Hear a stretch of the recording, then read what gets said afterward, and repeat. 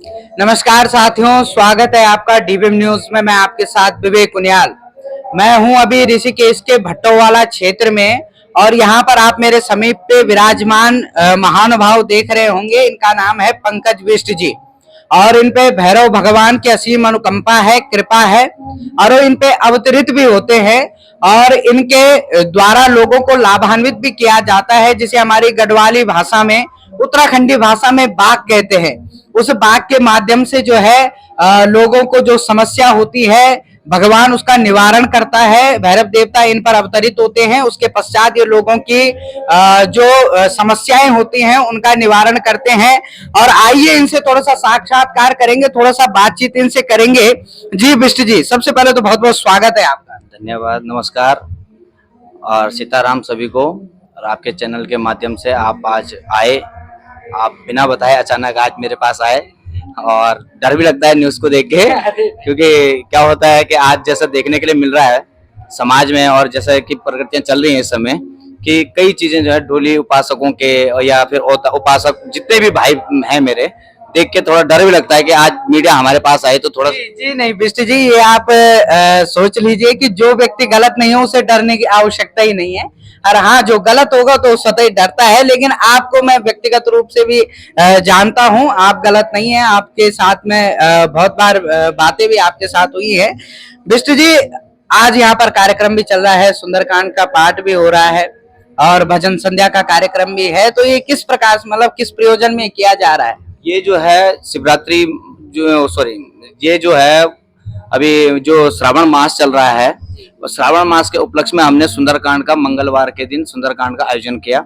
सोमवार को बड़ा भीड़ रहती है जल चढ़ाने वालों की और जो कीर्तन मंडलियां हैं हमारी, वो लोग यहाँ पे जो है अपना संध्या भजन करते हैं, कीर्तन भजन करते हैं। तो हमने सोचा क्यों ना मंगलवार के दिन जो है ये आयोजन हम बीच बीच में करते रहते हैं, पर हमने कहा इस श्रावण मास में क्यों ना प्रत्येक मंगलवार को सुंदरकांड का आयोजन किया जाए। थोड़ा लोगों को ये धर्मार्थ कार्य में जोड़ने का कार्य भी करता है। अपने समाज में जो हमारा जो गढ़वाली जो समाज है, जो हमारा जो ये हिंदू समाज है, इसमें इसको प्रवृत्ति देने के लिए कि आओ संध्या भजन करो, कीर्तन करो और जो ऐसे पाठ अनुष्ठान करने से जो है अब मन की शांति होती है और कुछ। जी, मन की शांति के लिए आप ये कर रहे हैं और लगातार कई लोग, कई विद्वज्जन विश्व शांति के लिए, मन की शांति के लिए अनेक पुराण की कथा हो या फिर अनुष्ठान आदि हो करते रहते हैं। और ये एक स्वभाव भी है, एक किस्म से अगर मैं ये कहूँ तो ये एक दान का नियम भी हो जाता है कि भगवान के नाम से काम भी हो जाता है और अपना दान भी हो जाता है।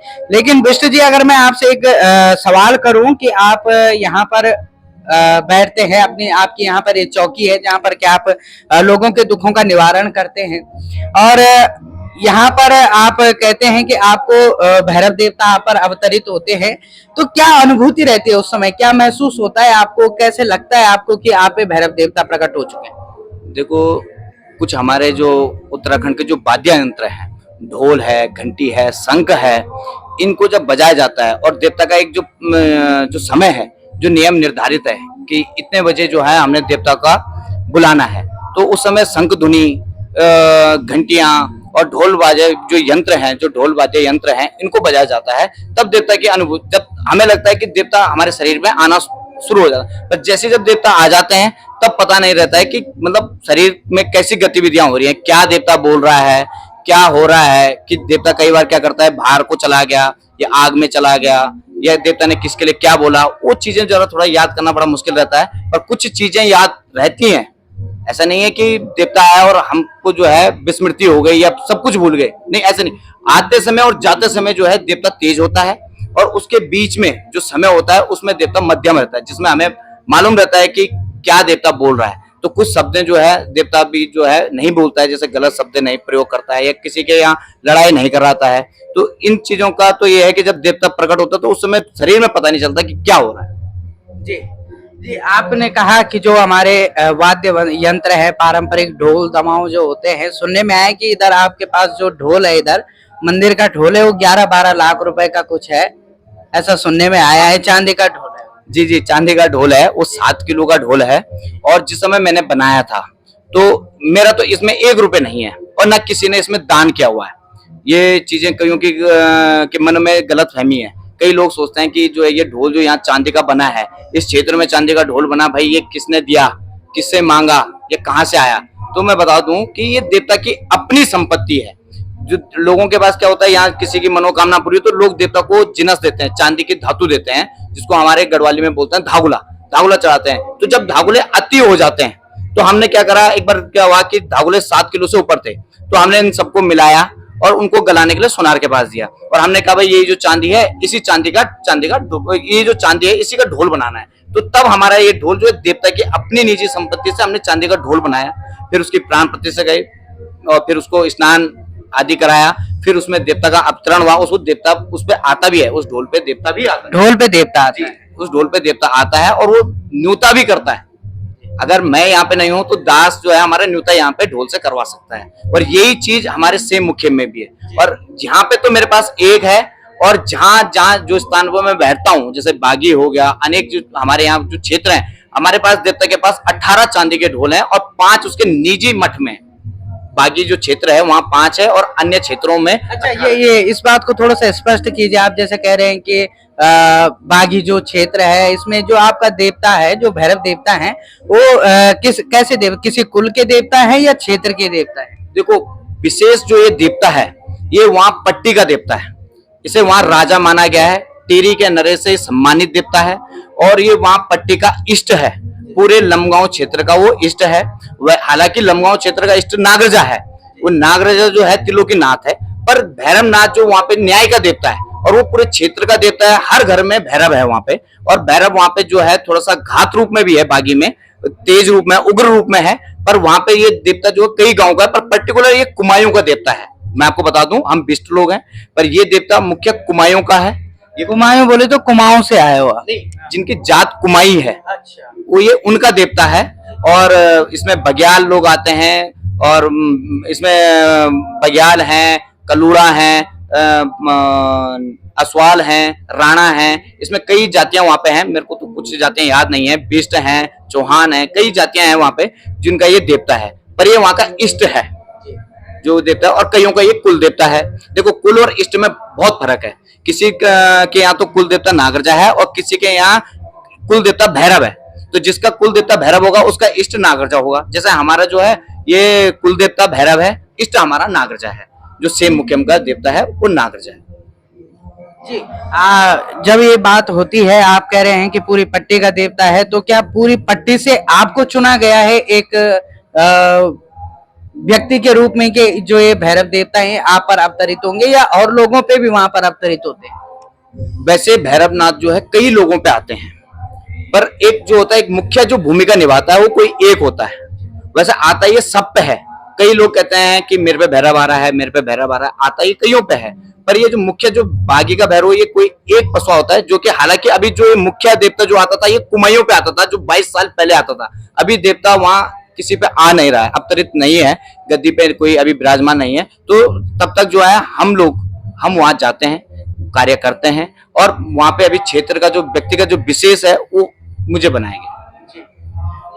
ये तो बात हुई आपके गांव की, और आप ऋषिकेश में रहते हैं। अभी ऋषिकेश में लोग एक चीज बहुत प्रचलन में है, और हर घर में जाएं तो हर घर में एक ही चीज बोलते हैं, भाई इतने गांव में नहीं मिलते थे, ऋषिकेश में गली गली में बाकी मिलते हैं, गली गली में देवता वाले मिलते हैं। इस संबंध में देखो क्या है, गली गली में जो देवता मिलना, हालांकि मैं किसी देवता का अपमान नहीं करता, अनगल नहीं करता। देवता तो एक शक्ति है। देखो क्या होता है, हमारे यहाँ कभी गढ़वाल में बोला जाता था कि जो 100 मन की देह है, इस शरीर को हिलाना कोई आसान काम नहीं है। देखो, जब किसी शक्ति का प्रवेश शरीर के अंदर होता है तभी जो है कंपन होती है शरीर में।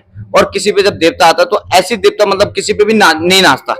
कुछ विशेष लोग होते हैं जिन पे देवता की कृपा होती है और देवता आता है। और ज्यादातर देवता जो अभी जो आप कह रहे हैं कि ऋषिकेश में गली गली में देवता देखने के लिए मिल रहे हैं, तो ये इनके अपने कुल के अपने इष्ट देवता हैं। और घर के देवता किसी भी व्यक्ति पे आ सकता है, परिवार के किसी भी व्यक्ति पे आ सकता है। अब बात करें मुख्य स्थान की, तो मुख्य स्थान का जो पसवा होगा वो उधर निर्धारित होगा। पर यहाँ गली गली में जो आपने कहा कि देखो, बुरा भी लगा सुनकर कि गली गली में देवता हो रहे हैं। ये मैं नहीं, ये लोग कहते हैं। देखो, लोगों की सोचने के लिए आदमी कुछ भी सोचे, पर देवता, मैंने क्या कहा कि गढ़वाल की एक खासियत है कि ये देह 100 मन की देह है, इसको हिलाना कोई आसान काम नहीं। अभी आप और मैं बैठ रहे हैं, अभी ना तो आप कांप रहे हैं ना मैं कांप रहा हूं, पर जब घंटी शंख वाद्य होता है, अगर आपके अंदर भी कोई शक्ति का प्रवेश होता तो आप भी नाचते। तो यही मेरा कहना है कि ये गली गली में देवता नहीं है, ये कि इनके अंदर सत्य है। हाँ, कुछ लोग ऐसे हैं जो इनके पीछे कुछ सत्य है और कुछ इनके पीछे आडंबर भी है। जी, मैं यही बोलने का प्रयास कर रहा हूँ कि एक मछली पूरे तालाब को गंदा कर दे। बिल्कुल, एक मछली पूरे तालाब को गंदा करती है। अब एक तो है जो नीति नियम से चल रहा है, और एक व्यक्ति है जो जो कहीं भी जा रहा है, कोई भी मांग कर रहा है, तो उसको मैं देवता नहीं मानता। देवता होता है मठ का, स्थान का, और स्थान की गरिमा होती है। और कहते हैं जो जिस घर का है, मान लो ये मेरा घर है और मेरे घर की छत है तो ये मेरी है, तो वैसे देवता का एक स्थान होता है, और जगह जगह जाना ये गलत है। बिष्ट जी, जब आपने बात करी मठों की कि देवता अपने मठ का होता है, ये होता है, लेकिन कुछ ऐसे डोली उपासक मैं कहूंगा ऐसे भी हैं जिनके जो मठ वाले हैं इस चीज का विरोध कर रहे हैं कि हमारे मठ का कभी ऐसा कोई डोली बनती ही नहीं थी और ना कभी होती थी, लेकिन आज वो बात भी बोल रहे हैं, डोली नाच भी रही है, तो इस पर आप क्या कहेंगे? देखो ये सवाल मैं बताऊं, कुछ मठ वाले, देखो मैं डायरेक्ट नाम तो नहीं लूंगा, पर कुछ मठ वाले कह रहे हैं कि हमारे मठ की डोली नहीं होती, तो क्या वो देवी उसी मठ की है? अन्य किसी के घर में वो देवी नहीं हो सकती? भाई मेरे घर में देवी है, वो राजराजेश्वरी जो मैं पूछता हूँ, वही राजराजेश्वरी टिहरी में भी है, वही राजराजेश्वरी देवलगढ़ में भी है, वही राजराजेश्वरी जलेट में भी है, वही राजराजेश्वरी चूलागढ़ में भी है। पर उससे ये तो नहीं सिद्ध होता कि मैं उस मठ की बात कर रहा हूँ। भाई मेरे घर की देवी है, मैं उसे किस ढंग से पूछता हूँ, किस भाव से पूछता हूँ? हम तो वो लोग हैं जिन्होंने ढूंढे मतलब पत्थर को भी पूजा है और उसको देवता माना है। तो क्या आप कोई लोग ये ठुकरा सकते हैं, ये झूठ बोल सकते हैं नहीं नहीं ये वो मठ का पत्थर नहीं, भाई ये वो पत्थर नहीं जिसे हमने पूजा है। भाई आज पत्थर से शिला बनी, शिला से मूर्तियां बनी, तो ये क्या है? शक्ति पहले कहां थी? पहले कहां मूर्तियां थी? पर जो मठ वाले ये कहते हैं, हाँ मैं उनके साथ हूं कि आपके मठ की डोली नहीं है, मैं मान गया आपकी डोली, आपके मठ की डोली नहीं है, पर ये तो नहीं हो सकता कि कोई अपनी कुल की भगवती नहीं बना सकता, ये गलत है। जी, जब आपने कहा कि शिला के रूप में हम पूछते थे, पत्थर के रूप में पूछते थे, तो उन मठ वालों ने ये जवाब दिया कि हमारी जो देवी है जो हमारे मठ में विराजमान है वो अचल रूप में, तो वो नाच कैसे रही है, वो चल कैसे रही? मान गया मैं उनकी बातों से सहमत हूं कि उनके यहाँ देवी विराजमान है अचल रूप में। आपने कहा अचल, देखो प्राण प्रतिष्ठा दो प्रकार की होती है, एक होती है चल, एक होती है अचल। अचल का मतलब होता है जिस देवी को इधर से उधर ले जाया जाए, और ये चल प्रतिष्ठा है जिस देवी को चल इधर से उधर ले जाने के लिए जिसे उपयोग किया जाता है, चल है। और एक है अचल जिसको एक बार स्थापित कर दिया वो अपने स्थान से बाहर नहीं निकलती। पर मैं इस मतलब ये तो नहीं कि मेरे घर की देवी है मैं उसकी चल या अचल में प्रतिष्ठा करूं, वही देवी विश्व में विख्यात है, वही देवी प्रत्येक घर में है, एक व्यक्तिगत किसी के घर में नहीं है, वो देवी कई जगह है। जैसे हमारे यहाँ देवता है, मैंने क्या कहा ये बागी का देवता है, पर ये हमारे यहाँ भी है, ये 27 गांव में भी है, 27 गांव के अलावा ये कई रमाई क्षेत्र में जा रखा है, चमोली क्षेत्र में जा रखा है, कुमाऊं क्षेत्र में जा रखा है। अब हम बागी से ये तो नहीं कह सकते कि नहीं हमारा देवता वहां नहीं जाता, तो क्योंकि ये देवता जाते हैं, ध्यानियों के लोग लगते हैं, ध्यानियों के साथ डोले के साथ चलते हैं, तो मैं मानता हूं कि अगर डोली किसी के घर की है या किसी घर की देवी है, वो अपने देवी को किसी भी रूप में पूज सकता है, वो पत्थर रूप में पूजे, शिला रूप में पूजे, मूर्ति रूप में पूजे या डोली रूप में पूजे, ये पूज सकता है, और किसी की आस्था को मैं ठेस भी नहीं पहुंचाता। जी विष्णु जी, कुछ ब्राह्मण लोग भी इसका विरोध कर रहे थे कि ये डोली इस प्रकार का नाचना कूदना और ये डोली अपने आप नाच रही है, तो उन्होंने एक सवाल भी किया था कि अगर ये डोली में शक्ति है इसमें यार, ये नाच रही है, तो वो कुछ चुनिंदा लोग ही क्यों हैं उनके साथ में जो इस डोली को नचाते हैं, वो हर किसी के पास क्यों नहीं नाचती है? देखो पहले तो डोली उन्होंने कहा कि अब बनी डोली, बहुत हमारे पहले से ये डोली का रिवाज है, और पहले से पहले के जो नियम थे, डोली के जो डुलेर होते थे जो उसको नचाते थे, वो कुछ लोग होते थे जो उस नीति और नियम पे चलते थे, जो इसलिए उनको डोली पकड़ने का अधिकार है। अब मुझे तो नहीं पता कि मैं मीट खा रहा हूँ, मच्छी खा रहा हूँ, और तब मैं किसी का देवता पकड़ूं, मतलब किसी की डोली पकड़ूं, तो वो तो भ्रष्ट मैं कर रहा हूँ ना देवता को, उस बेचारे पे क्या बीतेगी जब उसका देवता भ्रष्ट हो जाएगा। तो मैं इस चीज को भी मानता हूँ कि देखो डोली के अपने डुलेर हो सकते हैं, और अगर डोली है तो वो किसी अन्य के कंधों पे भी नाच सकती है, वो बिल्कुल नाचेगी। और पर जैसे डोलियां हैं, अगर कई मैंने एक सवाल और सुना था, ये आपके चैनल के माध्यम से, कई चैनलों के माध्यम से मैंने देखा कि डोली पे ये भी आरोप लगाया गया कि नाच कैसे दिए, नाचने का। अब देखो कई लोगों ने तो कहा कि उसमें मोटर लगाई गई। हाँ हो सकता है वो प्रूव करके दिखाए ना, साबित करें कि मोटर कहाँ है। हो सकता है किसी ने अपने कंधे पे मोटर लगाई हो या डोली के अंदर मोटर लगाई हो। अरे मैंने क्या कहा, डोली आज से नहीं है, आप नंदा राजजात से देखो, नंदा देवी की सबसे प्रथम डोली है। क्या वो नाचती नहीं है? क्या वो चलती नहीं है? वो भी तो चल प्रतिष्ठा है। वो क्या अपने कैलाश नहीं जाती है? उसकी भी तो 12 साल में जो है बनियात होती है। और उसके बाद दुधियाड़ी है जो 12 साल में आती है। क्या उसकी डोली नहीं है? क्या वो नाचती नहीं है? क्या वो हिलती डुलती नहीं है? राजराजेश्वरी है, सन 75 में बन गई थी, तो क्या वो नाचती नहीं है? उसके डोलेर अपने हैं और पकड़ने के लिए कोई भी पकड़ सकता है, पर वो व्यक्ति साफ सुथरा होना चाहिए। डोली की प्रथा पहले से है, हमारे यहाँ निशान की प्रथा पहले से है। ये देव निशान, देव डोली, ये आज से नहीं, राजा के समय से। और आपको मैं बताता हूँ एक बाकी, कईयों ने सवाल भी खड़े करे थे कि देवता क्या होते हैं, आज सबके देवता रहे। तो सबसे पहला जो बाकी था उत्तराखंड का, वो था टिहरी नरेश। सब जानते हैं कि जिसको बोलता बद्री बोला जाता था। तो बोलता बद्री का मतलब है बाकी, जो उसमें बद्रीनाथ बोलता था, जिसके पीछे राजा ने टिहरी बसाया, जिसके पीछे राजा ने सिंहासन पहचाने, जिसके पीछे राजा ने जो है बेलगाम घोड़ों की लगामें थामी, अपने कहीं सिंहासन पहचाने, कहीं चांदी के जो सिक्के अंगूठों से तोड़े।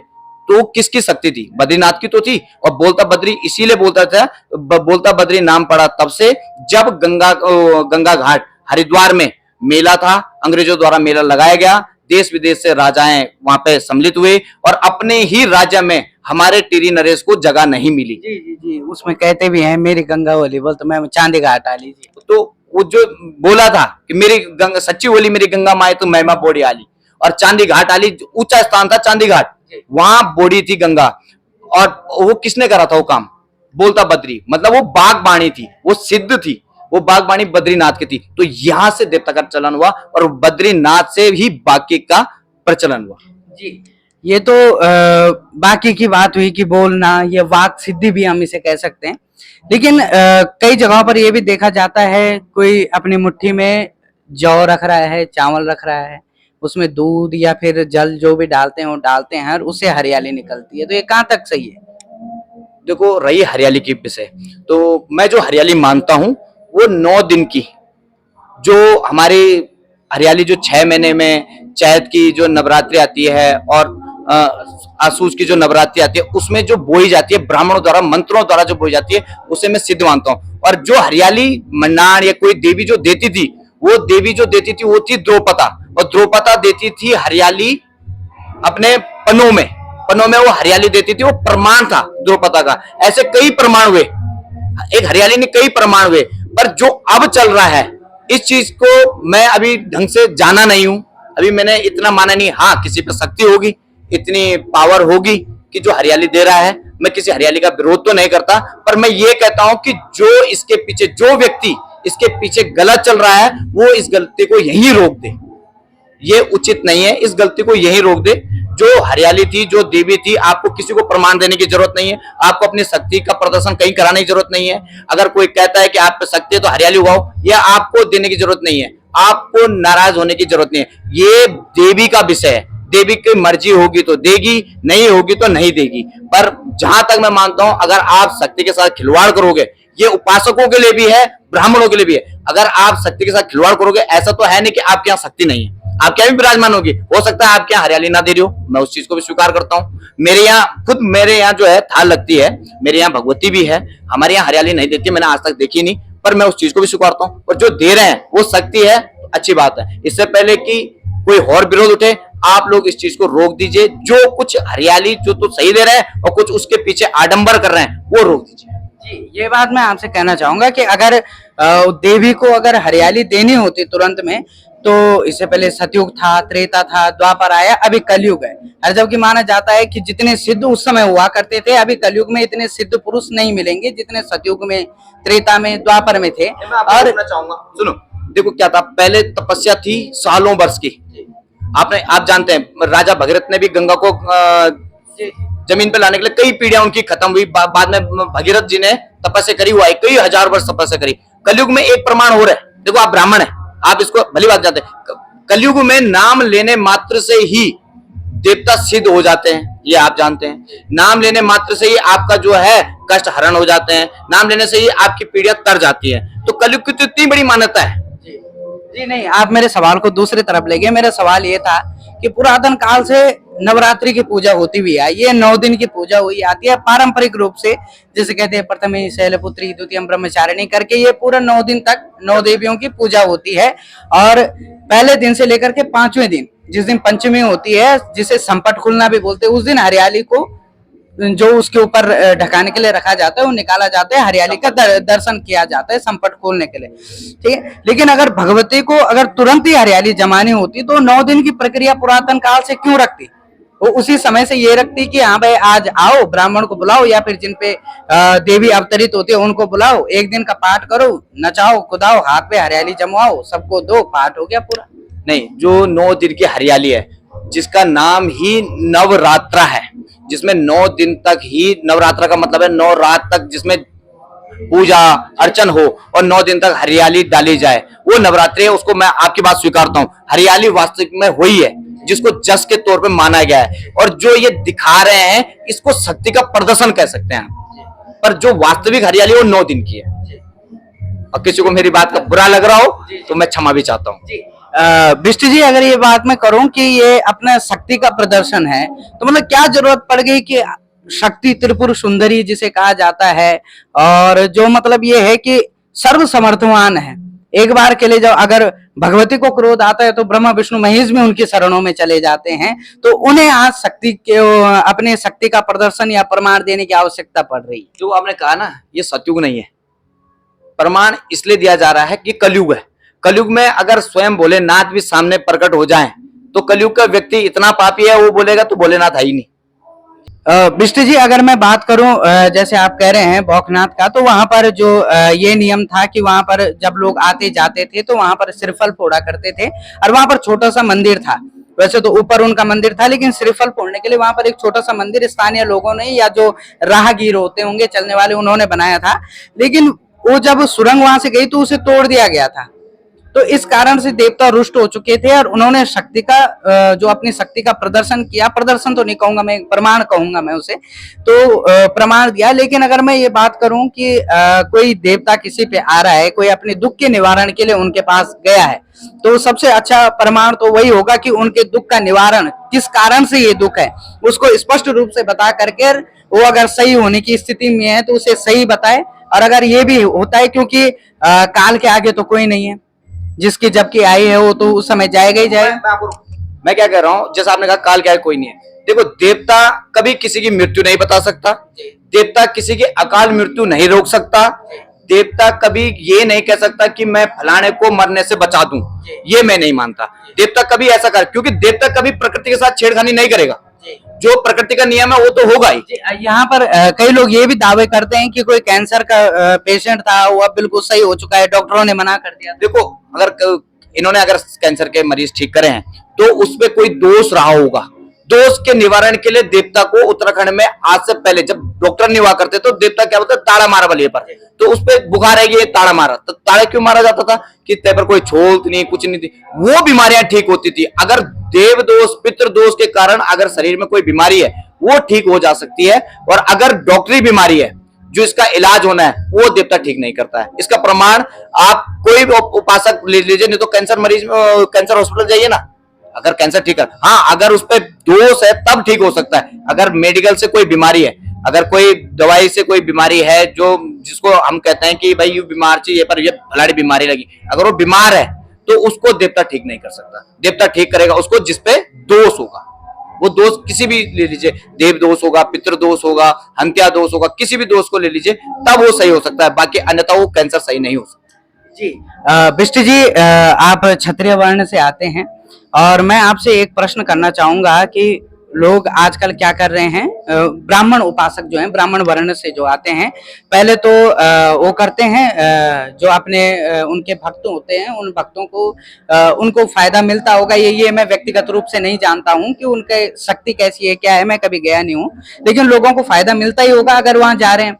तो वहां जा रहे हैं, वो उन जनता इकट्ठी करते हैं, उसके बाद उनमें से कोई भक्त लोग उठ करके आते हैं कि मैं कथा कराना चाहता हूँ, भागवत की कथा कराना चाहता हूँ, और वो उपासक बिना पढ़े बिना लिखे भागवत का ज्ञान न लिए गद्दी में बैठ जाते हैं, और बाद में जब इस चीज का होता है क्योंकि आजकल सोशल मीडिया का जमाना है और लगातार वीडियो आती रहती है, वायरल होती रहती हैं, और तब पता चलता है कि वो तो अर्थ का अनर्थ ही कर बैठे हैं वहां पर बैठ करके। जो श्लोक जैसा बोला जाना था, ना उसका छंद, ना उसका लय, ना उसकी शुद्धि, ना विसर्ग बिंदु का ज्ञान, ना क्या ह्रस्व, क्या दीर्घ, क्या प्लुत, कोई ज्ञान ही नहीं है। तो क्या ऐसा उपासकों को करना चाहिए इस प्रकार का? देखो, अगर ऐसे उपासक कथा करते हैं जिनको इस चीज की देखो, कथा करने कौन बैठता है? जिसने जो है कथा श्रवण करी हो, जिसने गुरु मुख से कथा पढ़ी हो, श्रीमद् भागवत जिसने पढ़ी हो, जिसने वेद विद्यालय से इसका ग्रहण करा हो, वो पढ़ सकता है।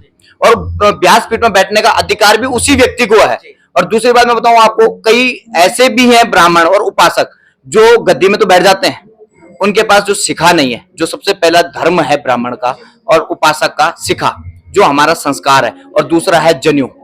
पहले तो ये उपासक है, तब वो गद्दी का अधिकारी है। अगर वो गद्दी में बैठ के भी गलत पढ़ता है तो ये मेरी नजरों में जो है निंदनीय का विषय है, ये गलत है, इसे रोक देना चाहिए। ये गलत है कि आप जो है, अगर आपको इस चीज का ज्ञान नहीं है, और अगर आपको ज्ञान है आप बेशक बैठिए। जी, मैं भी यही कह रहा हूँ, अगर जिसको ज्ञान है उसे बैठना चाहिए, क्योंकि व्यास गद्दी जो है वो किसी के व्यक्तिगत तो है नहीं, जो योग्य होगा जिसमें, क्योंकि भागवत में जो व्यास वक्ता होता है उसके बारे में बताया भी गया है कि क्या क्या लक्षण होने चाहिए उसमें।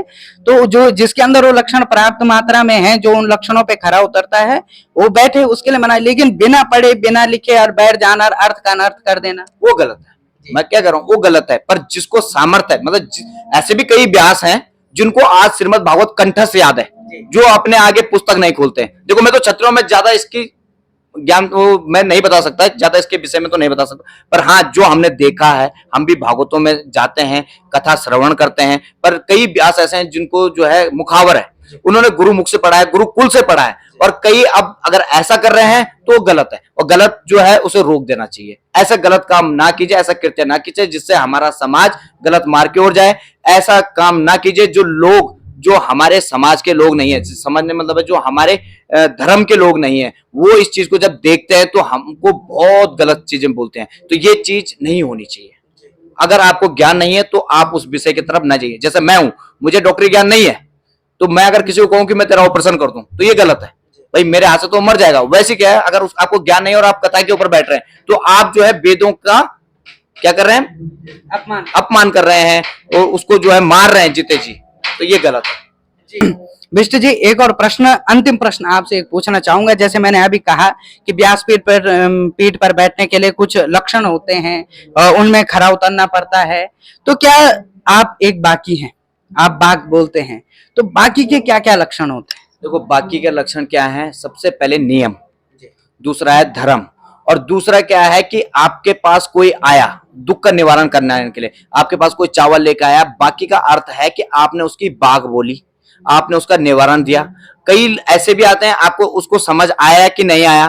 देखो, देवता ने क्या कहा, पर बाकी का जो विशेष जो अर्थ है, आपने चावल देखा, आपने बाग बोली, उसका मतलब है बाकी। और बाकी का दूसरा पर्यायवाची है बकाए। अगर गलत होगा तो आप पे बकाई भी लगेगी। ये हमारे उत्तराखंड में बोला जाता है, या तो बाकी बनो ली, या तो बकाई लगली। ये है शब्द। पर बाकी का जो स्वर्ण अर्थ है, आपको निस्वार्थ। देखो, देवता का होता है भाव, देवता को एक फूल भी अर्पण करोगे उसमें देवता खुश है। आपने चावल देके किसी के, उसकी समस्या दूर हुई। अब सामने वाले व्यक्ति का हृदय कितना बड़ा है, आपने उसका काम किया, या आपको उसको आपकी बात पसंद आई, देवता उसको पसंद आया, उसने आपको क्या दिया, वो सोना लुटाए, चांदी लुटाए, वो हीरे मोती आपको कुछ भी दे, वो अलग विषय है। पर बात के समय आप लेना उचित नहीं है। आपने जो आया, आपने उसके परेशानी समझाई, वो आए दोबारा ना आए, पर बाकी का अर्थ यही कि बाग बोलो और छुट्टी। तो आपको लगता है कि क्या बाकी का लक्षण ये भी है, जैसे आजकल आप देख रहे होंगे सोशल मीडिया पे लोग अक्सर अपनी छवि चमकाने के लिए अपनी वीडियो बनवाते हैं। स्पेशल एक व्यक्ति रखा हुआ है उन्होंने, उस दरबार के नाम से फेसबुक पेज चलते हैं, और जब उनपे देवता अवतरित होते हैं तो उस समय स्पेशल उनकी रील बनाई जाती है, वो पोस्ट की जाती है, अपनी पब्लिसिटी चमकाने के लिए किया जाता है।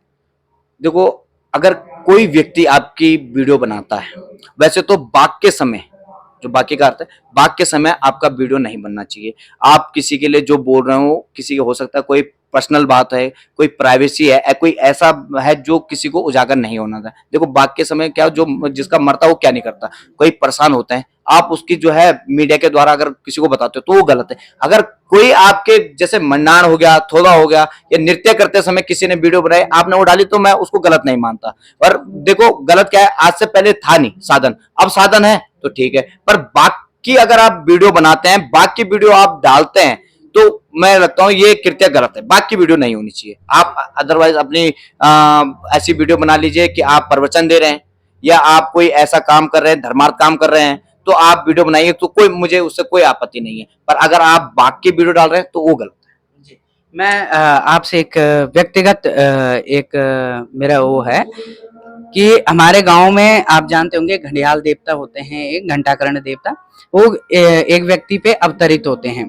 तो जब वो अवतरित होते हैं तो हम जैसे कई हम लड़के लोग ना वीडियो बनाना स्टार्ट कर देते हैं उस समय। तो स्पेशल उस समय पहले तो प्यार से चुप करवाएंगे, और अगर प्यार से चुप नहीं हुए तो उस समय पहले चावल फेंकेंगे, क्रोध दिखा करके वो फोन बंद करवाते हैं।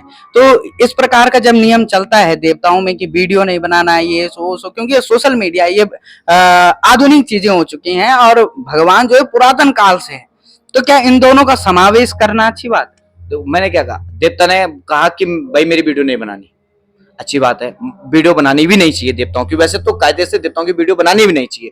पर अगर आप बनाते, मैंने क्या कहा, कुछ ऐसा हो कि या तो उपासक नृत्य कर रहा हो, जब खुला मंडाण होता है वो सबके लिए होता है, मंडाण की आप वीडियो बनाइए, थोड़े की आप वीडियो बनाइए, पूजन की आप वीडियो बनाइए, मुझे आपत्ति नहीं है। पर जब देवता बाग बोलता है उस समय देवता मना करता है कि मेरी वीडियो मत बनाइए। और ये मैंने कई दरबारों में देखा भी है कि जिस दरबार में वीडियो नहीं बनती है, कुछ दरबार है जहां वीडियो बन रही है, पर कई दरबारों में वीडियो नहीं बनती है इस तरह की वीडियो।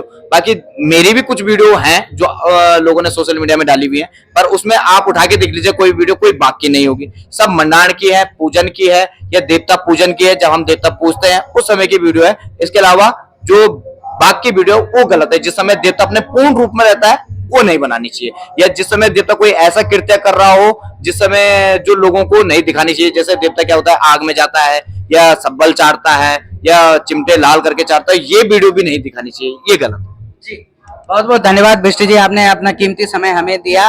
और ये थे पंकज बिष्ट जी, जिनके साथ अभी हमने साक्षात्कार किया है। थोड़ा सा समय का अभाव है, नीचे सुंदरकांड का पाठ चल रहा था, उसमें अब आरती का समय हो चुका है, बिष्ट जी ने जाना है, इसलिए इस कार्यक्रम में बस इतना ही। तब तक बने रहिए डीबीएम न्यूज के साथ।